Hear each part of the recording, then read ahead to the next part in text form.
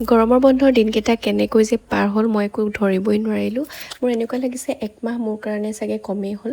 অকল মোৰে বুলি নহয়, যিসকলে চাগে মোৰ এইজৰ স্কুলত কাম কৰি আছে তেওঁলোকৰো চাগে এনেকুৱা ভাৱ হয়। যিসকলে ঘৰৰ পৰা আঁতৰি থাকে তেওঁলোকেহে আচলতে বুজি পায় ঘৰত বহুত দিন থাকিবলৈ পালে কিমান ভাল লাগে, মানে টাইমটো বহুত কম লাগে।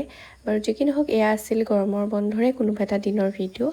আৰু ঘৰত থাকিলে এনেকৈ যদি ভাইটিও থাকে তেতিয়া অকণমান ওলাই মেলি যোৱা হয়েই।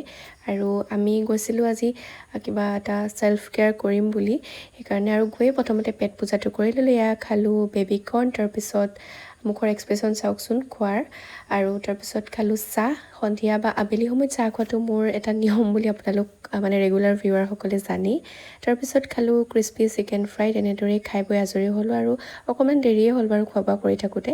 তাৰপিছত ভাইটিও ক'লে ময়ো আজি কিবা এটা কৰিম, সিও কাটিলে চুলি আৰু ময়ো ধুনীয়াকৈ কৰি ল'লোঁ এটা হেয়াৰ স্পা, হেয়াৰ কাট, আৰু খুব ধুনীয়াকৈ ভণ্টিজনীয়ে মাছাজ দিলে আৰু বিৰাট ভাল লাগে।